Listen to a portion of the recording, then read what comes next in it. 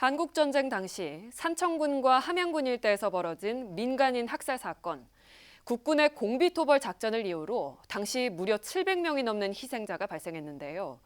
국가 권력이 자행한 불법 행위에 따른 배상이 그동안 지지부진했는데 법원이 최근 유족들에게 배상금 지급을 명하는 판결을 내렸습니다. 김동엽 기자가 보도합니다. 어린아이부터 노인, 부녀자까지 지리산 자락 작은 마을에서 영문도 모른 채 비참하게 희생된 사람들.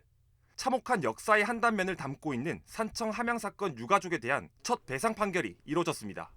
해당 사건과 관련해 국가의 배상 책임을 인정한 첫 판결인데 법원은 유가족 15명에 대해 18억 원의 위자료 지급을 명했습니다.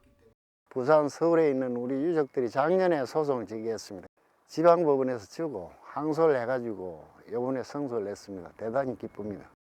1심에서는 민법상 손해배상 청구 소멸시효인 3년이 지났다는 이유로 유족에게 패소 판결을 내렸지만 2심의 판단은 달랐습니다. 재판부는 과거사 정리법에서 민간인 집단 희생 사건을 진실규명 범위로 명시하고 있고 공무원의 위법한 직무집행으로 인한 손해배상 청구권은 민법상 소멸시효가 적용되지 않는다면서 피고의 주장, 그러니까 정부의 주장을 받아들이지 않았습니다. 결국 유족들의 손해배상 청구가 실질적으로 가능하게 된 시점인 2022년을 소멸시효 기산점으로 보아야 한다고 판시했습니다. 법원은 해당 사건의 비난 가능성과 국가의 배상 의무 지연으로 유가족들이 겪은 정신적 고통을 고려해 위자료 지급 수준을 결정했습니다. 정부는 이번 판결에 불복해 대법원에 상고한 상태.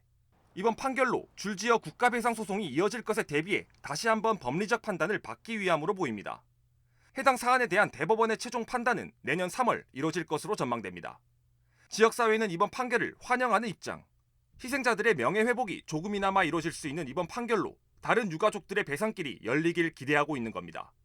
국가가 배상하라는 판결이 나와서 그래도 유족들한테 큰 위안이 되고 많은 도움이 되리라 생각이 됩니다. 앞으로 이런 배상이 잘 이루어져서 유족들한테 좋은 본보기가 되었으면 합니다. 사건 발생 74년 만에 이뤄진 산청 함양 민간인 학살 사건 국가배상 판결. 남은 유족이 160여 명에 불과한 상황에서 앞으로 진행될 대법원의 최종 판단에 관심이 모아지고 있습니다. SCS 김동엽입니다.